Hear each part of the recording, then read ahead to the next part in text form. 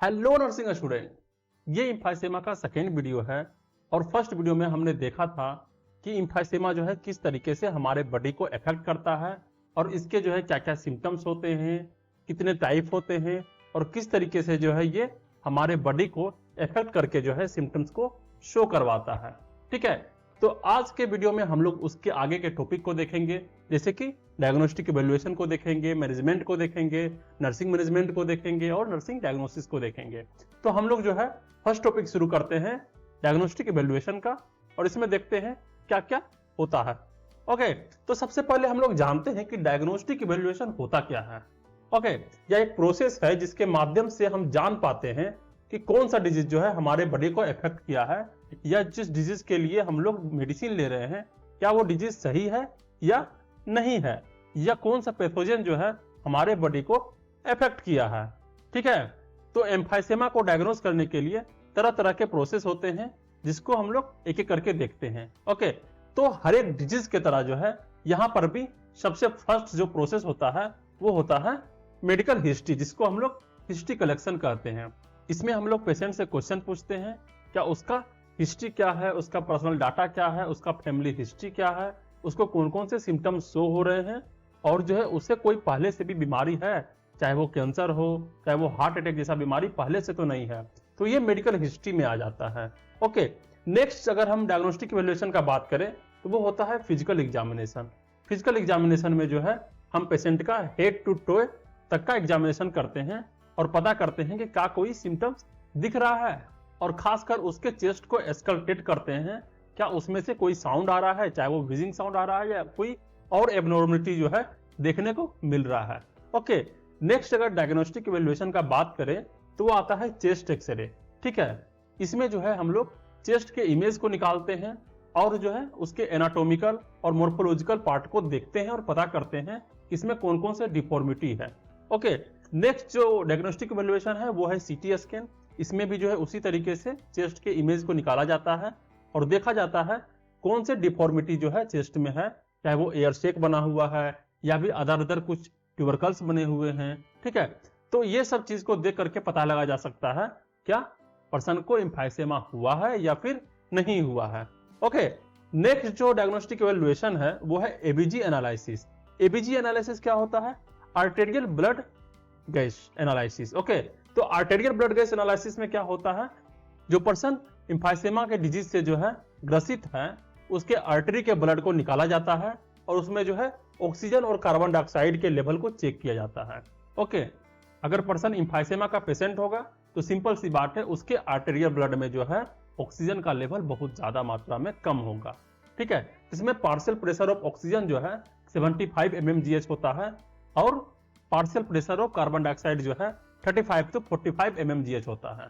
Okay, next जो diagnostic evaluation होता है वो होता है सीबीसी। सीबीसी को कंप्लीट ब्लड टेस्ट कहते हैं, जिसमें जो है जो हमारा ब्लड है उसके सारे सेल्स को गणना किया जाता है, काउंट किया जाता है कि कौन सा सेल्स जो है कमी है जिसके वजह से जो है ये सिम्टम शो हो रहा है। ओके, तो यहां से अगर कोई डिफॉर्मिटी होता है तो हम लोग को पता लग जाता है। नेक्स्ट जो डायग्नोस्टिक इवैल्यूएशन होता है वो होता है पल्स ऑक्सीमेट्री।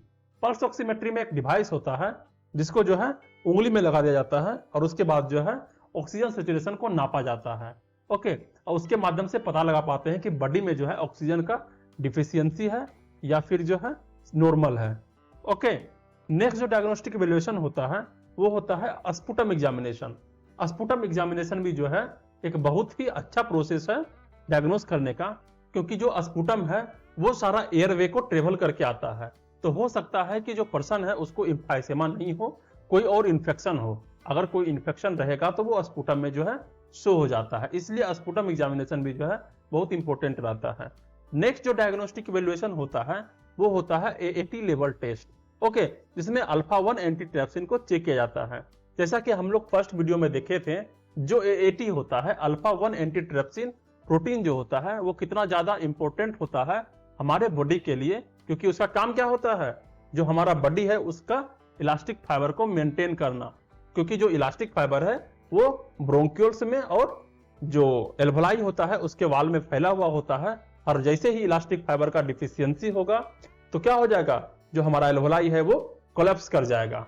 ठीक है, तो अगर 80 लेवल जो है कम रहेगा तो एम्फाइसेमा होने का चांस ज्यादा रहता है। ओके, नेक्स्ट जो डायग्नोस्टिक टेस्ट होता है वो होता है पल्मोनरी फंक्शन टेस्ट। ओके, तो पल्मोनरी फंक्शन टेस्ट में है दो तरह का होता है, एक होता है एस्पायरोमेट्री टेस्ट और दूसरा होता है वॉल्यूम टेस्ट। तो इसमें पर्सन को जो है देखा जाता है कि जो पर्सन है वो कितना ज्यादा मात्रा में जो है एयर को इनहेल कर रहा है और कितना मात्रा में जो है एयर को एक्सहेल कर रहा है। ठीक है, उसके अमाउंट को देखा जाता है और उसके रेट को देखा जाता है। इसके माध्यम से पता लग पाता है कि जो पेशेंट का लंग्स है उसका कंडीशन क्या है।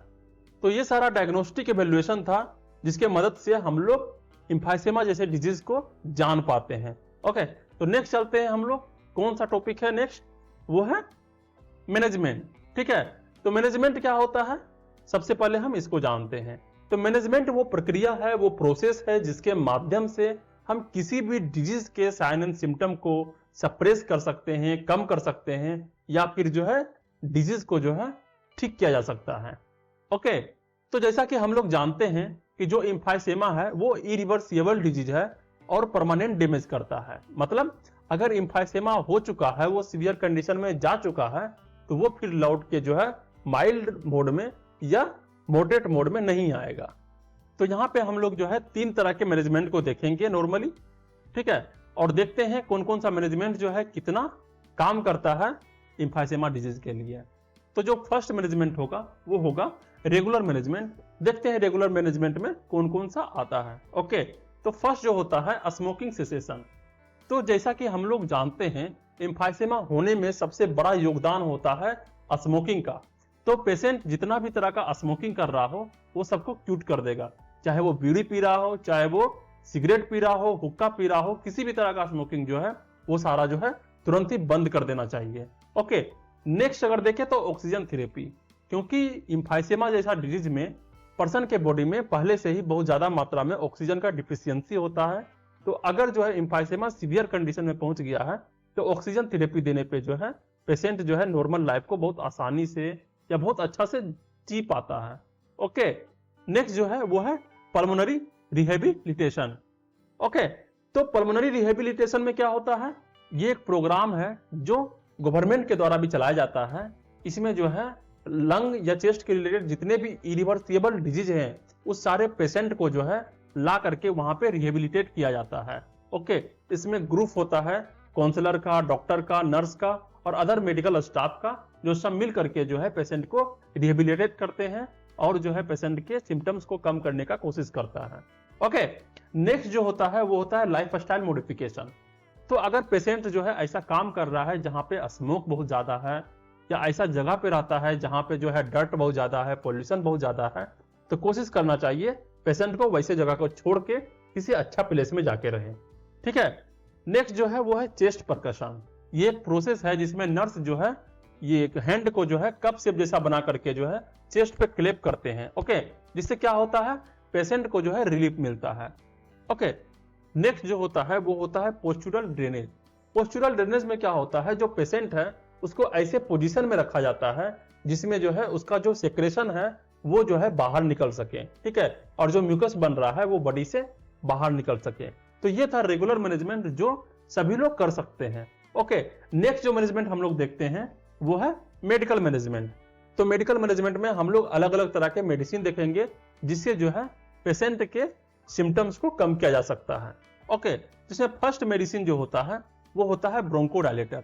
तो ब्रोंकोडायलेटर का काम क्या होता है, ये ब्रोंक्यूल्स को जो है डायलेट कर देता है, फैला देता है, जिससे जो है सांस लेने में आसानी हो जाता है पेशेंट को। इसमें कुछ एग्जांपल है जैसे कि सल्ब्यूटामोल, फॉर्मोटिरोल एंड टर्ब्यूटेलिन। ओके, तो नेक्स्ट जो मेडिसिन है वो है कोर्टिकोस्टेरॉइड। तो कोर्टिकोस्टेरॉइड जो है इन्फ्लामेशन को कम करने में मदद करता है, चाहे वो रेस्पिरेटरी ब्रोंक्यूल में हो गए हो या तो एल्वोलाई के वाल में हो गए हो। तो ये सारा इन्फ्लामेशन को रिड्यूस करने में हेल्प करेगा, जिसमें जो है कुछ एग्जांपल है जैसे बेक्लोमेथाजोन, ब्यूटेसोनाइड एंड फ्लोनिसोलाइड। ओके, तो ये सारा मेडिसिन जो है काम होता है। नेक्स्ट जो मेडिसिन आता है वो होता है एंटीबायोटिक थेरेपी। तो जैसे एम्फाइसेमा होता है वो सीओपीडी का पार्ट है। ओके, तो इसमें जो है पेशेंट को ब्रोंकाइटिस होने का भी संभावना बढ़ जाता है, या अस्थमा होने का संभावना बढ़ जाता है, या फिर निमोनिया जैसा डिजीज भी जो है बहुत ज्यादा मात्रा में होना शुरू हो जाता है। तो इसलिए जो है पेशेंट को पहले से ही एंटीबायोटिक थेरेपी दिया जाता है जिससे पेशेंट जो है बचा जा सके। ओके, नेक्स्ट जो मेडिसिन होता है वो होता है एंटीट्यूसिव एजेंट। तो एंटीट्यूसिव एजेंट जो है जो ब्रेन का कफ सेंटर होता है उसको सप्रेस करता है। इससे क्या होता है, जो हमारा थिक कफ बन रहा था वो जो है थिन हो जाता है और म्यूकस का सेक्रेशन होना बहुत ज्यादा मात्रा में कम हो जाता है, जिससे पेशेंट को आराम मिलता है और सांस लेने में आसानी हो जाता है। इसमें कुछ एग्जाम्पल है जैसे कि मोर्फिन, कोडीन। ओके, तो ये सारा हम लोग मेडिकल मैनेजमेंट देखें। उसके बाद जो नेक्स्ट मैनेजमेंट आता है वो आता है सर्जिकल मैनेजमेंट। ओके, अगर रेगुलर मैनेजमेंट और मेडिकल मैनेजमेंट भी पेशेंट को काम नहीं कर रहा है तो अंत में सर्जिकल मैनेजमेंट किया जाता है, जिसमें से कुछ प्रोसीजर होते हैं। तो फर्स्ट जो सर्जिकल मैनेजमेंट है वो है लंग रिडक्शन सर्जरी। इसमें जो है लंग्स के वॉल्यूम को बढ़ा दिया जाता है। कैसे बढ़ाया जाता है, तो जितने भी जो है जो पार्ट लंग्स का खराब हो चुका है, जो एल्वोलाई जो है खराब हो चुका है, उस सबको कटिंग करके निकाल दिया जाता है। ठीक है, तो ये हो जाता है लंग रिडक्शन सर्जरी, जो काफी काम आता है पेशेंट को। नेक्स्ट जो सर्जिकल मैनेजमेंट होता है वो होता है बुलेक्टोमी। तो बुलेक्टोमी क्या होता है, हम लोग बुल्ले के बारे में जाने थे कि जो एयर सेक था उसमें एयर ट्रैप हो जाता था और एयर ट्रैप होने के बाद जो है वो बुल्ले का फॉर्मेशन कर देता था। तो जितने भी बुल्ले का फॉर्मेशन जो है लंग्स में हो चुके हैं उस सारे बुल्ले को काट करके जो है निकाल दिया जाता है बॉडी से, जिसको हम लोग बुलेक्टोमी भी कहते हैं, ताकि लंग्स में जो है ऑब्स्ट्रक्शन ना हो और जो है पेशेंट सही से जो है ब्रीदिंग कर पाए। ओके, नेक्स्ट सर्जिकल मैनेजमेंट जो है वो है लंग ट्रांसप्लांटेशन। लंग ट्रांसप्लांटेशन में अगर किसी पेशेंट का एक लंग पूरी तरीके से खराब हो गया हो तो उसको जो है किसी डोनर के लंग्स को जो है लगा दिया जाता है। ठीक है, ये एक बहुत लंबा प्रोसेस होता है जिसमें अच्छा खासा टाइम लग जाता है। पेशेंट को इंतजार करना पड़ता है किसी डोनर का जो अपना लंग जो है डोनेट करे, और इसमें जो है बहुत ज्यादा कॉम्प्लिकेशन भी होता है, परंतु ये प्रोसेस जो है बहुत सारे पेशेंट को जो है रिलीफ भी पहुंचा चुका है। ठीक है, तो ये सारा मैनेजमेंट था जो कि हॉस्पिटल में किया जाता है और रेगुलर मैनेजमेंट जो है घर में भी किया जाता है। ठीक है, तो नेक्स्ट जो मैनेजमेंट हम लोग देखेंगे वो देखेंगे नर्सिंग मैनेजमेंट, जो नर्स के द्वारा किया जाता है। ओके, तो हम लोग नर्सिंग मैनेजमेंट को जानते हैं। सबसे पहले जानते हैं कि नर्सिंग मैनेजमेंट होता क्या है। वैसा मैनेजमेंट जो नर्स के द्वारा किया जाए और पेशेंट का जो डिजीज है उसके साइंस एंड सिम्टम्स में जो है सप्रेस आ सके, डिक्रीज हो सके। ठीक है, तो ये सारा जो है नर्स के माध्यम से किया जाएगा। तो एक एक करके जो है हम लोग देखते हैं सारे प्रोसेस को, आखिर नर्स जो है कौन कौन से मैनेजमेंट को अपनाते हैं। ठीक है, तो इसमें जो फर्स्ट आ जाता है वो होता है elevate head of beds, change position regularly, provide followers और semi followers position to expand lung properly and relieve dyspnoea. जो नर्स है वो पेशेंट का जो है हेड को जो है एलिवेट कर देगा, बेड के हेड को एलिवेट कर देगा, जिससे क्या हो जाए, जो पेशेंट है उसको सांस लेने में बहुत आसानी हो जाएगा। पेशेंट का जो पोजीशन जो है हमेशा रेगुलरली चेंज करना चाहिए और जो है पेशेंट को फॉलोअर्स पोजीशन में और सेमी फॉलोअर पोजीशन में जो है बैठा के रखना होता है। तो फॉलोअर्स पोजीशन क्या होता है, पेशेंट को जो है अगर 90 डिग्री के एंगल पे बैठाया जाए, मतलब सीधा बैठा हुआ, तो उसको फॉलोअर्स पोजीशन कहते हैं। और अगर पेशेंट को जो है हाफ में रखा जाए, 45 डिग्री के एंगल पे पेशेंट को बैठाया जाए, तो वो सेमी फॉलोअर्स पोजीशन कहलाता है। ठीक है, तो इस पोजीशन में जो है जो पेशेंट है, जो पर्सन है, उसके लंग जो है एक्सपेंड होता है और जो है ब्रीदिंग लेने में आसानी होता है। ठीक है, तो नेक्स्ट जो पॉइंट है वो है teach and encourage effective cough and deep breathing technique. जो पेशेंट है उसको सिखाना है, उसको इनकरेज करना है, क्या करने के लिए, डीप ब्रीदिंग करने के लिए। ठीक है, और इफेक्टिव कफ जो है वो निकल सके। ठीक है, तो ये सारा टेक्निक होता है जो पेशेंट को हमें टीच करना है। नेक्स्ट जो टेक्निक होता है encourage to take rest. Patient को हमेशा इनकरेज करना है कि वो जो है रेस्ट करे, क्योंकि रेस्ट करेगा तो बॉडी को आराम मिलेगा, क्योंकि पहले से ही बॉडी में जो है ऑक्सीजन की डिफिशियंसी और पेशेंट जो है हार्डवर्क नहीं कर सकता है। ओके, नेक्स्ट पॉइंट जो आता है monitor ABG and pulse oximetry.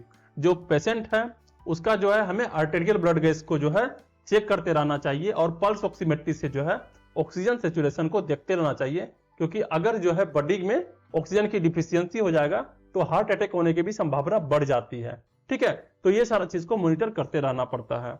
Next जो पॉइंट होता है वो होता है encourage for bed rest to reduce oxygen consumption. Patient को जो है हमें इनकरेज करना है कि वो ज्यादा से ज्यादा बेड रेस्ट करे, क्योंकि जो बॉडी में बहुत ही कम मात्रा में जो ऑक्सीजन है वो कम खर्च हो। ठीक है, क्योंकि बॉडी में ऑक्सीजन का डिफिशियंसी है, क्योंकि अगर पेशेंट जो है ज्यादा काम करेगा तो पेशेंट जो है फेटिक आ जाएगा या ऑक्सीजन का डिफिशियंसी के कारण जो है बहुत अदर सिम्टम देखने को मिल सकते हैं। ठीक है, नेक्स्ट जो पॉइंट होता है यहाँ पे वो होता है administration of medication as prescribed. जो मेडिकल ऑफिसर, जो डॉक्टर जो है मेडिसिन को प्रिस्क्राइब कर चुके हैं, उस मेडिसिन को जो है हमें पेशेंट को सही तरीके से देना है। ओके, चाहे वो म्यूकोलाइटिक हो, एक्सपेक्टोरेंट्स हो, ब्रोंकोडायलेटर हो, जो कि ब्रोंकोस्पाज्म को रिड्यूस करेगा। ठीक है, और जैसे ही ब्रोंकोस्पाज्म जो है रिड्यूस होगा, उसका एयरवे क्लियर हो पाएगा और जो है पेशेंट जो है सही से ब्रीदिंग कर पाएगा। ओके, तो ये सारा जो है नर्सिंग मैनेजमेंट था जो कि एम्फाइसेमा के पेशेंट को हम लोग देते हैं। ओके, तो नेक्स्ट जो टॉपिक हो जाता है वो हो जाता है नर्सिंग डायग्नोसिस। तो नर्सिंग डायग्नोसिस में हम लोग जानते हैं कि नर्स जो है ऐसा कौन कौन सा डायग्नोसिस करेगा, उसके सिम्टम के आधार पे, उसके साइन के आधार पे जो इंपॉर्टेंट रहेगा उस समय के लिए, उस प्रेजेंट समय के लिए, जो कि हम लोग डॉक्टर को बता सकते हैं। ठीक है, क्योंकि इसको हम लोग लिखना होता है। ओके, तो इसमें जो है कुछ पॉइंट्स हैं, जैसे कि फर्स्ट आ जाता है impaired gas exchange related to abnormality due to destruction of alveolar capillary membrane. जो पेशेंट का जो है एल्वुलर कैपिलरी मेम्ब्रेन है वो डिस्ट्रक्ट हो चुका है, जिस कारण से पेशेंट जो है सांस लेने में तकलीफ हो रहा है। ठीक है, सांस लेने में एब्नॉर्मलिटी आ रहा है। ओके, तो ये नर्सिंग डायग्नोसिस था कि पेशेंट सही से सांस नहीं ले पा रहा है। क्यों नहीं ले पा रहा है? क्योंकि पेशेंट का जो है एल्वुलाई का जो है कैपिलरी मेम्ब्रेन वो डैमेज हो चुका है। ओके, नेक्स्ट जो पॉइंट है वो है ineffective airway clearance related to alveolar inflammation, oedema formation, sputum production and pleuritic pain. जो पेशेंट का एयरवे है वो साफ नहीं है। ओके, वो क्लियर नहीं है। क्यों क्लियर नहीं है? क्योंकि जो है एल्वुलर इन्फ्लामेशन हो चुका है, वहां इडेमा का फॉर्मेशन हो चुका है और स्पूटम का मात्रा जो है बहुत ज्यादा मात्रा में प्रोडक्शन हो रहा है और प्लूराटिक पेन पहले से है, जिस कारण से जो है पेशेंट सही से सांस ले पा रहा है। ओके, नेक्स्ट जो पॉइंट होता है वो है imbalance nutrition less than body requirement. जो पेशेंट को न्यूट्रिशन चाहिए बॉडी में, उससे बहुत कम मात्रा में जो है पेशेंट के बॉडी में न्यूट्रिशन है, इनबैलेंस हो गया है। क्यों हो गया है? क्योंकि पेशेंट को जो है पहले से एनोरेक्सिया है, स्पूटम प्रोडक्शन बहुत ज्यादा हो चुका है, फीवर भी है, चाहे वो ब्रोंकोडायलेटर ट्रीटमेंट चल रहा है या जो स्पूटम में जो है ऑर्डर्स है, टेस्ट है, जो भी है, जिसके माध्यम से जो है पेशेंट में जो है न्यूट्रिशन का इम्बैलेंस हो चुका है। तो ये सब नर्सिंग डायग्नोसिस है। नेक्स्ट जो पॉइंट है वो है activity intolerance related to hypoxia. जो पेशेंट है वो सही से काम नहीं कर पा रहा है, कुछ भी काम करता है तो उसे बहुत ज्यादा मात्रा में फैटिग होने लगता है क्योंकि बॉडी में ऑक्सीजन की डिफिशियंसी है। ओके, तो पेशेंट जो है सही से काम नहीं कर पा रहा है। नेक्स्ट जो पॉइंट बनता है वो है anxiety related to disease condition. जो पेशेंट है वो बहुत ज्यादा एंजाइटी में है, बहुत ज्यादा टेंशन में है, क्योंकि वो उसको लग रहा है कि ये कौन सा डिजीज है, ये डिजीज ठीक हो पाएगा या नहीं हो पाएगा, या इस डिजीज के बारे में उसको ज्यादा नॉलेज नहीं है। ठीक है, इसलिए पेशेंट बहुत ज्यादा एंजाइटी में है। ओके, तो यहां तक हमने एम्फाइसेमा को जाना। एम्फाइसेमा क्या होता है, किस तरीके से होता है, उसके कौन कौन से कॉजेज होते हैं, कौन कौन से सिम्टम्स होते हैं, कौन कौन से डायग्नोस्टिक इवैल्यूएशन होते हैं, उसका क्या मैनेजमेंट होता है, इस सारा चीज को जाना है, समझा है और सही तरीके से हम लोगों ने समझने का कोशिश किया है। तो आपको कितना समझ में आया उसको जो है कमेंट में लिखना है। कितना समझे, कहां पे आपको प्रॉब्लम हुआ वो भी लिखे, हम कमेंट में उसका जवाब देंगे। ओके, तो इस वीडियो को लाइक करो, कमेंट करो और चैनल को सब्सक्राइब करो और अपने फ्रेंड के साथ शेयर करो। Okay, thank you.